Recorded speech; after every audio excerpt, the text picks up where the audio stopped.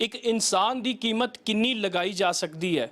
Kuwait ਵਿੱਚ ਪੰਜਾਬ ਦੀ ਇੱਕ female ਦੀ ਕੀਮਤ 1200 ਦਿਨਾਰ ਲਗਾਈ ਗਈ, ਜਿਸ ਨੂੰ 1 ਸਾਲ 12 ਮਹੀਨੇ ਪੂਰਾ ਮੈਂਟਲੀ ਫਿਜ਼ੀਕਲੀ ਟੌਰਚਰ ਕੀਤਾ ਗਿਆ, ਆਪਣੇ ਪਰਿਵਾਰ ਤੋਂ ਵੀ ਦੂਰ ਰੱਖਿਆ ਗਿਆ। ਇਹ ਮਹਿਲਾ ਕੁਵੈਤ ਵਿੱਚ ਕੰਮ ਕਰਨ ਦੀ ਮਨਸ਼ਾ ਨਾਲ ਗਈ ਸੀ, ਲੇਕਿਨ ਇਸ ਨੂੰ ਵੀ ਕੋਈ ਅੰਦਾਜ਼ਾ ਨਹੀਂ ਸੀ ਕਿ ਆਖਿਰਕਾਰ ਉੱਥੇ ਜਾ ਕੇ ਇਹਦੇ ਨਾਲ ਕੀ ਬੀਤੇਗੀ। 12 ਮਹੀਨੇ ਬਾਅਦ ਪੰਜਾਬ ਸਟੇਟ ਲੀਗਲ ਸਰਵਿਸਿਜ਼ ਦੀ ਟੀਮ ਹੈ, ਉਸਨੇ ਇਸ ਮਹਿਲਾ ਨੂੰ ਰੈਸਕਿਊ ਕਰਕੇ ਵਾਪਸ ਲਿਆਂਦਾ। ਇਹ ਟੀਮ ਹੈ ਸਾਰੀ ਜਿਸ ਨੇ ਮਹਿਲਾ ਨੂੰ ਵਾਪਸ ਆਪਣੇ ਪੰਜਾਬ ਦੇ ਵਿੱਚ ਲੈ ਕੇ ਆਂਦਾ। ਇਹ ਮਹਿਲਾ ਦੀਆਂ ਤਸਵੀਰਾਂ ਨੇ, ਤੁਸੀਂ ਦੇਖ ਸਕਦੇ ਹੋ ਕਿ ਅੱਜ ਹੀ ਪੰਜਾਬ ਦੇ ਵਿੱਚ ਭਰਤੀ ਹੈ ਮਹਿਲਾ ਲਗਭਗ 1 ਸਾਲ ਬਾਅਦ। ਲੇਕਿਨ ਇਹ 1 ਸਾਲ ਜਿਹੜਾ ਸੀ ਕਈ ਸਾਲਾਂ ਵਰਗਾ ਗੁਜ਼ਰਿਆ, ਕਿਉਂਕਿ ਬਹੁਤ ਤਸ਼ੱਦਦ ਢਾਈ ਗਈ। ਪਰਿਵਾਰ ਤੋਂ ਦੂਰ ਰਹਿ ਕੇ ਕਿਤੇ ਵੀ ਕੋਈ ਕੰਟੈਕਟ ਨਹੀਂ ਸੀਗਾ, ਪਰਿਵਾਰ ਨਾਲ ਕੋਈ ਸੰਪਰਕ ਨਹੀਂ ਸੀ। ਪਰ ਕਿਸ ਤਰ੍ਹਾਂ ਆਖਿਰਕਾਰ ਕੁਵੈਤ ਤੋਂ ਮਹਿਲਾ ਇਹ ਵਾਪਸ ਪੰਜਾਬ ਤੱਕ ਪਹੁੰਚੀ ਔਰ ਕੀ ਦਿੱਕਤਾਂ ਆਈਆਂ। ਪੰਜਾਬ ਸਟੇਟ ਲੀਗਲ ਸਰਵਿਸਿਜ਼ ਦੀ ਟੀਮ ਨੇ ਇਸ ਨੂੰ ਰੈਸਕਿਊ ਕਰਕੇ ਵਾਪਸ ਲਿਆਂਦਾ। ਅੱਜ ਹੀ ਪੰਜਾਬ ਵਿੱਚ ਪਹੁੰਚੇ ਨੇ ਇਹ। ਮੇਰੇ ਨਾਲ ਮੈਂਬਰ ਸੈਕਟਰੀ ਔਰ ਉਹਨਾਂ ਦੀ ਟੀਮ ਮੌਜੂਦ ਹੈ। ਇਹਨਾਂ ਤੋਂ ਪੁੱਛਦੇ ਹਾਂ ਕਿ ਕਿਸ ਤਰ੍ਹਾਂ ਸਫ਼ਰ ਸੀ ਔਰ ਮਹਿਲਾ ਤੱਕ ਕਿਸ ਤਰ੍ਹਾਂ ਪਹੁੰਚਿਆ ਗਿਆ। मैडम, किस तरह पता लग गया कि तुसी इस महिला तक किस तरह पहुंची और किस तरह पता लग गया कि इन्नी एक्सप्लॉयटेशन हो रही है ह्यूमन बीइंग दी? एक्चुअली ਜਿਹੜੀ ਵਿਕਟਮ ਹੈਗੀ ਹੈ, ਵਿਕਟਮ ਨੇ ਦੇ ਬੱਚੇ ਹੈਗੇ ਹੈ, ਦੇ ਆਰ ਸਟੇਇੰਗ ਇਨ ਗੁਰਦਾਸਪੁਰ ਔਰ ਗੁਰਦਾਸਪੁਰ ਦੇ ਰਹਿਣ ਵਾਲੇ ਹੈਗੇ ਹੈ। ਉਹਨਾਂ ਨੇ ਉੱਥੇ ਇੱਕ FIR ਦਰਜ ਕਰਵਾਈ against the agent and they approached our secretary there in Gurdaspur, Kanwar Rana ਨਾਲ, ਤੇ immediately she swung into action. ਉਹਨਾਂ ਨੇ already ਇੱਕ NGO ਇਹਦੇ ਰੈਸਕਿਊ ਕਰਨ ਦੇ ਵਿੱਚ ਹੈਲਪ ਕਰ ਰਹੀ ਸੀਗੀ। she contacted that NGO, she got in touch with the embassy as well, ਤੇ embassy ਨਾਲ ਸਾਰਾ ਕਰਨ ਤੋਂ ਬਾਅਦ the moment ਅੱਜ ਹੀ ਇਹ ਕੁਵੈਤ ਤੋਂ ਲੈਂਡ ਹੋਈ ਹੈ। actually what happened with her this victim was ਕਿ as per her version she was promised a job in Kuwait. ਤਾਂ ਕੁਵੈਤ ਤੋਂ ਜਦੋਂ ਇਹਨੂੰ ਦੁਬਈ ਲੈ ਕੇ ਗਏ ਤਾਂ Dubai as per her version she was sold in 1200 dinars to one sheikh। ਤਾਂ ਉਸ ਤੋਂ ਬਾਅਦ ਇਹਨੂੰ ਕੁਵੈਤ ਲੈ ਗਏ। ਜਦੋਂ ਇਹਨੂੰ ਕੁਵੈਤ ਲੈ ਗਏ ਤਾਂ ਇਹਦੇ ਕੋਲੋਂ ਘਰ ਕੰਮ ਕਰਦਾ ਸੀ। she was being deprived of food and she was physically mentally assaulted। ਇਹਦੇ as she showed me ਇਹਦੇ ਦੰਦ ਵੀ ਟੁੱਟ ਗਏ ਹੈਗੇ ਨੇ in that process and she has lost weight। she was deprived of her sleep also। so one NGO intervened। NGO ਨੇ intervention ਨਾਲ she has come back to India and the moment she landed in New Delhi। ਜੋ ਜਿਸ NGO ਦੀ ਤੁਸੀਂ ਗੱਲ ਕਰ ਰਹੇ ਹੋ, ਉਹਨਾਂ ਨੇ ਕਿਵੇਂ ਆਈਡੈਂਟੀਫਾਈ ਕੀਤਾ, ਕਿਵੇਂ ਟਰੇਸ ਕੀਤਾ ਇਹਨੂੰ? ਉਹਨਾਂ NGO ਨੇ they somehow got in touch, they found the number of that sheikh। ਤਾਂ ਉਹਨਾਂ ਨੇ ਸ਼ੇਖ ਨੂੰ ਕਾਫੀ ਵਾਰ ਫੋਨ ਕੀਤਾ because this is some version which I'm telling you as has been narrated to me। I cannot authenticate the same because that's the role NGO would be better able to explain। as far as our role came, ਸਾਡਾ main role ਹੈਗਾ ਕਿ Punjab victim compensation scheme 2017 ਦੇ ਅੰਦਰ ਅਸੀਂ ਇਹ ਜਿਹੇ victims ਨੂੰ rehabilitate ਕਰਨਾ ਹੁੰਦਾ। ਸੋ ਸਾਡਾ ਰੋਲ ਸ਼ੁਰੂ ਹੋਇਆ little before Shri landed because ਸਾਡੇ ਜਿਹੜੇ ਸੈਕਟਰੀ ਹੈਗੇ ਨੇ ਉਹ ਉੱਥੇ ਇਨ ਟੱਚ ਹੋਏ with the NGO as well as the embassy ensuring that she is returning because there was doubt ki whether that sheikh would allow her to come back to India or not। and once since our secretary was monitoring all this and once she landed in India, that's where our action began। so immediately she got her here te we had arranged a counselor for her because she had gone through immense trauma as I explained earlier।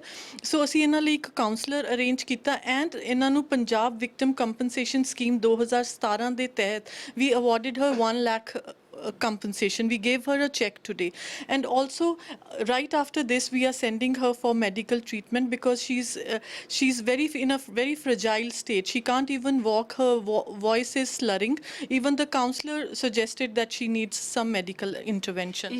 ਉਸ ਉੱਥੇ Kuwait ਤੱਕ ਪਹੁੰਚਣ ਲਈ ਔਰ ਇਸ victim ਨੂੰ ਪੰਜਾਬ ਲਿਆਉਣ ਲਈ ਬਹੁਤ ਸਾਰੇ ਬੈਰੀਗੇਟਸ ਫੇਸ ਕਰਨੇ ਹੋਣਗੇ, ਕਈ ਪਰ ਕਰਨੇ ਪਏ ਹੋਣਗੇ, ਬਹੁਤ ਸਾਰੇ ਬੈਰੀਅਰਸ ਹੋਣਗੇ। ਉਹਨਾਂ ਨੂੰ ਕਿਵੇਂ ਕ੍ਰਾਸ ਕੀਤਾ ਔਰ ਕਿੰਨੀਆਂ ਕੁ ਜ਼ਿਆਦਾ ਦਿੱਕਤਾਂ ਆਈਆਂ ਤੁਹਾਨੂੰ? ਕਿਉਂਕਿ ਬਹੁਤ ਸਾਰੇ ਪੰਜਾਬ ਦੇ ਲੋਕ ਨੇ ਇਸ ਤਰ੍ਹਾਂ ਦੀ ਐਕਸਪਲੋਇਟੇਸ਼ਨ ਬਾਹਰਲੇ ਮੁਲਕਾਂ ਦੇ ਵਿੱਚ ਫੇਸ ਕਰ ਰਹੇ ਹੈ।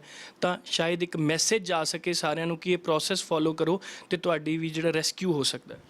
Again, I would repeat, like as far as her rescue from Kuwait is concerned, NGO had a role to play in that because what I have been told कि ਜਿਹੜੀ price sheikh ਨੇ ਇਹਦੇ ਲਈ ਦਿੱਤੀ ਸੀਗੀ, he was insisting that he gets back the same. So I'm not too sure कि how much the NGO paid, but certainly some amount was paid and they only arranged the ticket for her. As I again told कि ਸਾਡਾ ਜਿਹੜੀ scheme ਦੇ ਤਹਿਤ ਅਸੀਂ ਇਹਨਾਂ victims ਦੀ rehabilitation ਕਰਨੀ ਹੁੰਦੀ ਹੈ. And as far as the message is concerned, so I want to convey the message to all the youth in Punjab. ਸਾਨੂੰ ਇਹ ਲੱਗਦਾ ਹੈਗਾ ਕਿ ਬਾਹਰ ਜਿਹੜੇ ਵੀ ਪੰਜਾਬ ਦੇ ਤੁਸੀਂ ਅੱਧੇ ਪੰਜਾਬੀਆਂ ਨਾਲ ਗੱਲ ਕਰੋਗੇ, ਸਾਰੇ ਕਹਿੰਦੇ ਹੈਗੇ ਆ ਕਿ ਕਿ ਅਸੀਂ ਬਾਹਰ ਜਾਣਾ ਹੈਗਾ, they want to go abroad. And ਉਹ ਇੰਨੀ desperation ਦੇ ਵਿੱਚ they follow illegal methods. ਜਦੋਂ illegal immigration ਦੇ ਥਰੂ ਜਾਂਦੇ ਆ, since they are not registered, ਤਾਂ ਉਹਨਾਂ ਲਈ ਰੱਬ ਨਾ ਕਰੇ ਕੋਈ ਮੁਸੀਬਤ ਆ ਜਾਂਦੀ ਹੈ ਤਾਂ they cannot ask for help, because ਉਹਨਾਂ ਦੀ ਅੱਧੀ ਕੋਸ਼ਿਸ਼ ਇਹੀ ਲੱਗੀ ਰਹਿੰਦੀ ਹੈ ਕਿ ਅਸੀਂ ਲੁਕ ਛਿਪ ਕੇ ਜਿਵੇਂ ਕਿਵੇਂ ਰਹੀ ਜਾਈਏ. ਸੋ ਰਿਜ਼ਲਟੈਂਟਲੀ ਦੇ ਆਰ ਐਕਸਪਲੋਇਟਡ, ਜਾਂ ਤਾਂ ਉਹਨਾਂ ਤੋਂ ਬੌਂਡਡ ਲੇਬਰ ਕਰਾਉਂਦੇ ਆ, ਜਾਂ ਉਹਨਾਂ ਨੂੰ ਜਿੰਨੀ ਤਨਖਾਹ, ਜਿੰਨਾ ਕੰਮ ਕਰਦੇ ਆ ਉਨੀ ਤਨਖਾਹ ਨਹੀਂ ਦਿੰਦੇ, ਇੰਸ਼ੋਰੈਂਸ ਨਹੀਂ ਉਹਨਾਂ ਦੀ ਹੁੰਦੀ ਹੈਗੀ, and it adds to human trafficking. ਇਹ ਜਿਹੜੀ ਅੱਜ ਵਾਲੀ ਵਿਕਟਮ ਹੈ, she is the best example of that. But at the same time I want to say that everybody cannot be as fortunate as she was, because God was very kind, she was rescued, and she herself is saying that there are number of Indians like ਜਿਨ੍ਹਾਂ ਦੀ ਇੱਥੇ ਤੱਕ ਪਹੁੰਚ ਨਹੀਂ, nor do we have the details, because I'm sure ਜੇ ਸਾਡੀਆਂ government ਕੋਲ details ਹੋਣਗੀਆਂ, our government as well as whatever we can do, we will do that, but ਸਾਡੇ ਕੋਲ ਇਹੋ ਜਿਹਾ ਕੋਈ data ਨਹੀਂ ਹੈਗਾ, because half of them travel through illegal ways, है ना.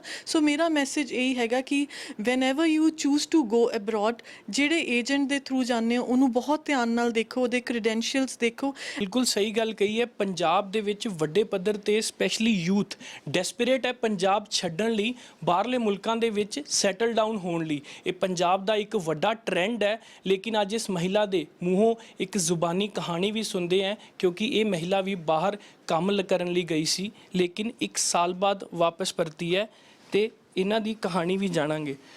ਮੈਡਮ, ਕਿੰਨਾ ਟਾਈਮ ਹੋ ਗਿਆ ਸੀ ਤੁਹਾਨੂੰ ਉੱਥੇ? 1 ਸਾਲ. ਕਿਹਦੇ ਥਰੂ ਗਏ ਸੀ ਤੁਸੀਂ? ਕਿਸ ਤਰ੍ਹਾਂ ਗਏ ਸੀ? ਕੀ ਸੋਚ ਕੇ ਗਏ ਸੀ? ਏਜੰਟ ਰਾਹੀਂ ਗਈ ਹਾਂ. ਥੋੜ੍ਹਾ ਮੈਂ ਕਿਹਾ ਸੀ ਚੱਲ ਆਪਣੇ ਘਰ ਦੀ ਹਾਲਤ, ਆਪਣੇ ਬੱਚਿਆਂ ਦੀ ਹੈਲਪ ਵਾਸਤੇ ਵੀ ਚੱਲ ਸਰਵਿਸ ਵਾਸਤੇ ਗਈ, ਪਰ ਉੱਥੇ ਜਾ ਕੇ ਮੈਨੂੰ ਬਹੁਤ ਮਾਰਦੇ ਕੁੱਟਦੇ ਸੀ, ਪੂਰਾ ਘਰ ਦਾ ਕੰਮ ਕਰਾਉਂਦੇ ਸੀ, ਬੱਚਿਆਂ ਨੂੰ ਵੀ ਸੰਭਾਲਣਾ, ਤੇ ਬਸ ਰੋਟੀ ਵੀ ਖਾਣ ਨੂੰ ਨਹੀਂ ਦੇਣੀ ਹੈਗੀ. ਕੋਈ ਕਾਰਨ ਦੱਸਦੇ ਸੀ ਕਿਉਂ ਇਸ ਤਰ੍ਹਾਂ ਦਾ ਬਿਹੇਵੀਅਰ ਕਰਦੇ ਸੀ? ਬਿਨ ਗੱਲੋਂ ਹੀ, ਕੋਈ ਕਾਰਨ ਨਹੀਂ ਸੀ, ਪੂਰਾ ਘਰ ਦਾ ਕੰਮ ਕਰਨਾ, ਸਾਰਾ ਕਰਨਾ ਬਿਨ ਗੱਲੋਂ. ਬੱਚੇ ਨੇ ਕੋਈ ਗਲਤੀ ਕਰਨੀ, ਆਣ ਕੇ ਮਾਰਨਾ ਕੁੱਟਣਾ ਸਾਨੂੰ. ਕੀ ਤੁਸੀਂ ਪਰਿਵਾਰ ਨਾਲ ਉਸ ਸਮੇਂ ਕੰਟੈਕਟ ਨਹੀਂ ਕੀਤਾ ਕੋਈ ਆਪਣੇ? ਫੋਨ ਮੇਰੇ ਕੋਲ ਫੋਨ ਨਹੀਂ ਹੈਗਾ, ਫੋਨ ਮੇਰੇ ਕੋਲ ਜਾਂਦੇ ਹੀ ਉਹਨਾਂ ਨੇ ਖੋਲਿਆ ਸੀ, ਬਸ ਜਿਸ ਤਰ੍ਹਾਂ 2 ਮਿੰਟ ਗੱਲ ਕਰ ਦਿੰਦੇ ਹੈਲੋ, ਬਸ ਉਹ ਵੀ ਮਹੀਨੇ 2 ਮਹੀਨੇ ਬਾਅਦ ਵੀ ਬੱਚਿਆਂ ਨੂੰ ਕੀ ਹਾਲ ਚਾਲ ਆ, ਨਹੀਂ ਫੋਨ ਕਰ ਦਿੰਦੇ ਮੈਨੂੰ. ਤੁਹਾਡੀ ਇਹ ਕਹਾਣੀ ਉਹਨਾਂ ਲਈ ਬਹੁਤ ਮਾਇਨੇ ਰੱਖਦੀ ਹੈ ਜੋ ਬਾਹਰ ਦੇ ਸੁਪਨੇ ਸਜਾਈ ਬੈਠੇ ਨੇ, ਖਾਸ ਕਰਕੇ ਕੁਵੈਤ ਵਰਗੇ ਦੇਸ਼ ਦੇ. ਕੀ ਕਹਿਣਾ ਚਾਹੋਗੇ, ਕਿਉਂਕਿ ਉਹ ਵੀ ਆਪਣਾ ਦੇਸ਼ ਛੱਡਣ ਲਈ ਤਿਆਰ ਨੇ ਬਾਹਰਲੇ ਮੁਲਕਾਂ ਦੀਆਂ ਚਮਕਦੀਆਂ ਚੀਜ਼ਾਂ ਦੇਖ ਕੇ? ਨਾ, ਬਾਹਰ ਨਾ ਜਾਓ, ਆਪਣੇ ਪੰਜਾਬ ਵਿੱਚ ਰਹੋ, ਘੱਟ ਖਾ ਲਓ, ਪਰ ਬਾਹਰ ਨਾ ਜਾਓ, ਬਾਹਰ ਬਿਲਕੁਲ ਨਾ ਜਾਓ. 1 ਸਾਲ ਮੈਂ ਬਹੁਤ ਮਾਰ ਖਾ ਕੇ ਆਈ ਹਾਂ, ਭੁੱਖੀ ਰਹੀ ਹਾਂ. ਪਰਮਾਤਮਾ ਦੀ ਦੁਆ ਜਿਹੜਾ ਮੈਂ ਅੱਜ ਵਾਪਸ ਆ ਗਈ ਹਾਂ. ਸਾਰੇ ਇੱਥੇ ਮੇਰੇ ਭੈਣ ਭਰਾਵਾਂ ਨੇ ਮੇਰੀ ਬੱਚਿਆਂ ਨਾਲ ਮਦਦ ਕੀਤੀ, ਮੈਂ ਜਿਹੜੀ ਵਾਪਸ ਆ ਗਈ ਹਾਂ, ਨਹੀਂ ਤੇ ਮੇਰੀ ਭਾਣੇ ਕੁਵੈਤ ਵਿੱਚ ਹੀ ਮੌਤ ਹੋ ਜਾਂਦੀ. ਸੋ ਇਹ ਕਹਾਣੀ ਸੀ, ਇਹ ਉਹਨਾਂ ਲਈ ਕਹਾਣੀ ਸੀ ਜੋ ਲੋਕ ਬਾਹਰ ਦਾ ਸੁਪਨਾ ਲਈ ਬੈਠੇ ਆ. ਹਾਲਾਤ ਤੁਸੀਂ ਖੁਦ ਸੁਣੇ ਆ, ਅਸੀਂ ਨਹੀਂ, ਖੁਦ ਉਹਨਾਂ ਦੀ ਜ਼ੁਬਾਨੀ, ਜਿਨ੍ਹਾਂ ਨੇ 12 ਮਹੀਨੇ ਬਿਨਾਂ ਖਾਧੇ ਪੀਤੇ ਔਰ ਇੱਕ ਟੌਰਚਰ ਦੇ ਮਾਹੌਲ ਵਿੱਚ ਸਮਾਂ ਕੱਟਿਆ ਹੈ, ਹੁਣ ਪੰਜਾਬ ਵਾਪਸ ਆਏ ਨੇ. ਹੁਣ ਜਾਣਦੇ ਹਾਂ ਕਿ ਆਖਿਰਕਾਰ ਏਜੰਟ ਦੇ ਖਿਲਾਫ ਲੀਗਲ ਕਾਰਵਾਈ ਕੀ ਚੱਲ ਰਹੀ ਹੈ, ਕਿਸ ਤਰ੍ਹਾਂ ਦਾ ਐਕਸ਼ਨ ਲਿਆ ਜਾਂਦਾ ਹੈ, ਕਿਉਂਕਿ ਪੰਜਾਬ ਸਰਕਾਰ ਨੇ ਇਮੀਗ੍ਰੇਸ਼ਨ ਐਕਟ ਵੀ ਬਣਾਇਆ ਸੀ, ਪੁਲਿਸ ਨੇ ਇਮੀਗ੍ਰੇਸ਼ਨ ਐਕਟ ਦੇ ਥੱਲੇ FIRs ਵੀ ਸ਼ੁਰੂ ਕੀਤੀਆਂ ਸੀ, ਬਹੁਤ ਸਾਰੀ ਚੈਕਿੰਗ ਵੀ ਚੱਲ ਰਹੀ ਸੀ ਸਾਰੇ ਪੰਜਾਬ ਦੇ ਵਿੱਚ ਕਿ ਜਿਹੜੇ ਇਲੀਗਲ ਏਜੰਟਸ ਨੇ, ਜਿਹੜੇ ਰਜਿਸਟਰਡ ਏਜੰਟਸ ਨਹੀਂ ਨੇ, ਉਹਨਾਂ ਦੇ ਬੰਦ ਕਰਾ ਦਿੱਤਾ ਜਾਵੇ ਉਹਨਾਂ ਨੂੰ, ਔਰ ਉਹਨਾਂ ਦੇ ਖਿਲਾਫ ਲੀਗਲ ਕਾਰਵਾਈ ਕੀਤੀ ਜਾਵੇ. ਆਖਿਰਕਾਰ ਇਸ ਏਜੰਟ ਤੇ ਕੀ ਕਾਰਵਾਈ ਚੱਲ ਰਹੀ ਹੈ, ਇਹ ਵੀ ਪੁੱਛਦੇ ਹਾਂ. ਮੈਡਮ, ਲੀਗਲ ਕਾਰਵਾਈ ਕੀ ਚੱਲ ਰਹੀ ਹੈ ਇਸ ਏਜੰਟ ਦੇ ਉੱਤੇ, ਕਿਉਂਕਿ ਪੰਜਾਬ ਸਰਕਾਰ ਵੀ ਇੱਕ ਸਮੇਂ ਦੇ ਉੱਤੇ ਬਹੁਤ ਸਖਤ ਹੋਈ ਸੀਗੀ, ਇਮੀਗ੍ਰੇਸ਼ਨ ਐਕਟ ਵੀ ਲਿਆਂਦਾ ਗਿਆ ਸੀਗਾ ਕਿ ਜਿੰਨੇ ਵੀ ਇਲੀਗਲ ਏਜੰਟਸ ਨੇ, ਤਾਂ ਕਿ ਇਸ ਤਰ੍ਹਾਂ ਦੇ ਵਿਕਟਮ ਸਾਹਮਣੇ ਨਾ ਆਉਣ, ਉਹ ਸਿਰਫ ਪੈਸੇ ਲਈ ਕੁਝ ਵੀ ਕਰ ਦਿੰਦੇ ਆ. An FIR has been registered against the agent in Gurdaspur, and I have been told that he has been arrested.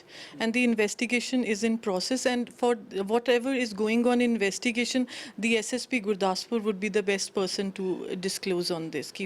How the investigation is progress. But as far as I have been told, a FIR has been registered against him, and he's under arrest. Yes.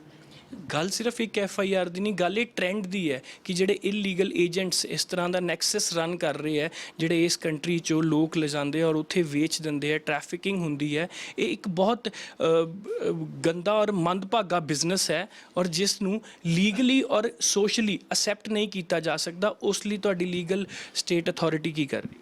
See, we as in Punjab State Legal Services Authority can only spread awareness about this, because the rules the legislature has to make. But what I personally want to say that, कि जिथे भी ਤੁਹਾਨੂੰ ਲੱਗਦਾ ਹੈ ਕਿ exploitation ਉੱਥੇ ਹੁੰਦੀ ਹੈ ਜਿੱਥੇ desperation ਹੁੰਦੀ ਹੈ। ਜਦੋਂ ਤੁਸੀਂ agents ਕੋਲ ਜਾ ਕੇ ਆਪਣੇ ਬੱਚੇ ਜਾਂ ਕਹਿੰਦੇ ਨੇ ਕਿ ਸਾਨੂੰ ਜੋ ਮਰਜ਼ੀ ਕਰੋ, ਬਸ ਇੱਕ ਵਾਰ ਪਹੁੰਚਾ ਦਿਓ America, Canada. So when they understand the desperation, the result is exploitation. ਬਾਕੀ ਲਾਈਕ ਜਿਹੜੀਆਂ ਸਾਡੀਆਂ Punjab state legal services authorities ਹਨ, ਅਸੀਂ ਆਪਣਾ ਇੱਕ ਹੈਲਪਲਾਈਨ ਨੰਬਰ ਬਣਾਇਆ ਹੋਇਆ 1968 for any kind of legal assistance. ਅਸੀਂ we are providing that, because as I already told you, our role comes when it is rehabilitating the victim.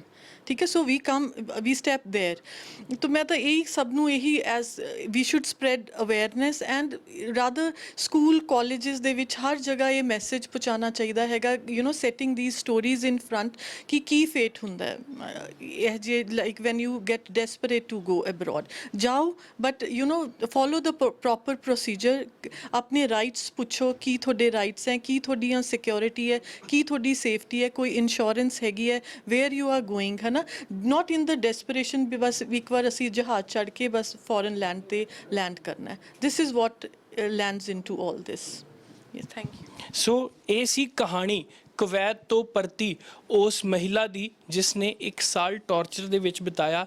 ਲੇਕਿਨ ਇਹ ਇੱਕ ਐਗਜ਼ਾਮਪਲ ਹੈ, ਜੋ ਲੋਕ ਬਾਹਰ ਜਾਣਾ ਚਾਹੁੰਦੇ ਹੈ ਜਾਂ ਤਾਂ ਉਹ ਇੱਕ ਪ੍ਰੋਸੈਸ ਫੋਲੋ ਕਰੋ ਜਿਸ ਕਰਕੇ ਤੁਸੀਂ ਬਾਹਰ ਜਾ ਰਹੇ ਹੋ, ਜਾਂ ਫਿਰ ਪੰਜਾਬ ਨਾਲ ਹੀ ਉਹਨਾਂ ਪਿਆਰ ਕਰ ਲਓ ਕਿ ਪੰਜਾਬ ਦੀ ਤਰੱਕੀ ਵਾਸਤੇ ਕੰਟਰੀਬਿਊਟ ਕਰੋ, ਕਿਉਂਕਿ ਬਹੁਤ ਸਾਰੇ ਇਲੀਗਲ ਏਜੰਟਸ ਹਜੇ ਵੀ ਬੈਠੇ ਹੈ ਔਰ ਬਹੁਤ ਸਾਰੇ ਪੰਜਾਬ ਦੇ ਭੈਣ ਭਰਾ ਸਾਡੇ ਬਾਹਰ ਬੈਠੇ ਹੈ ਜੋ ਇਸ ਤਰ੍ਹਾਂ ਦੀਆਂ ਦਿੱਕਤਾਂ ਦਾ ਸਾਹਮਣਾ ਕਰ ਰਹੇ ਹੈ, ਜਿਨ੍ਹਾਂ ਦਾ ਹਜੇ ਕਿਤੇ ਵੀ ਕੋਈ ਆਵਾਜ਼ ਹੈ ਜਿਹੜੀ ਉੱਠ ਕੇ ਉਹ ਸਾਹਮਣੇ ਨਹੀਂ ਆਈ। ਸ਼ਾਇਦ ਇਸ ਮਹਿਲਾ ਦੀ ਆਵਾਜ਼ ਕਿਸੇ NGO ਨੇ ਬਾਹਰ ਸੁਣੀ ਜੋ ਪੰਜਾਬ ਤੱਕ ਪਹੁੰਚੀ ਔਰ ਇਹ ਮਹਿਲਾ ਪੰਜਾਬ ਪਰਤ ਆਈ। ਇਸ ਤਰ੍ਹਾਂ ਦੀਆਂ ਬਹੁਤ ਸਾਰੇ ਚਿਹਰੇ ਨੇ, ਆਵਾਜ਼ਾਂ ਨੇ ਜੋ ਦਬੀਆਂ ਹੋਈਆਂ ਨੇ। ਸੋ ਪੰਜਾਬ ਸਟੇਟ ਲੀਗਲ ਸਰਵਿਸਿਜ਼ ਨੇ ਰੈਸਕਿਊ ਤੇ ਕਰ ਲਿਆ, ਲੇਕਿਨ ਇਸ ਤੋਂ ਬਾਅਦ ਜਿਹੜੇ ਫਸੇ ਹੋਏ ਚਿਹਰੇ ਨੇ, ਜਿਹੜੇ ਹੋਰ ਦਬੀਆਂ ਹੋਈਆਂ ਆਵਾਜ਼ਾਂ ਨੇ ਬਾਹਰਲੇ ਮੁਲਕਾਂ ਦੇ ਵਿੱਚ, ਉਹਨਾਂ ਨੂੰ ਉਠਾਉਣ ਲਈ ਪੰਜਾਬ ਸਰਕਾਰ ਇਸ ਤੋਂ ਕੀ ਸਿੱਖਦੀ ਆ ਉਹ ਦੇਖਣ ਵਾਲੀ ਗੱਲ ਹੋਵੇਗੀ। ਕਿਉਂਕਿ ਇੱਕ ਸਮੇਂ ਦੇ ਉੱਤੇ ਕੈਪਟਨ ਅਮਰਿੰਦਰ ਸਿੰਘ ਨੇ ਵੀ ਡੰਡਾ ਚੁੱਕਿਆ ਸੀ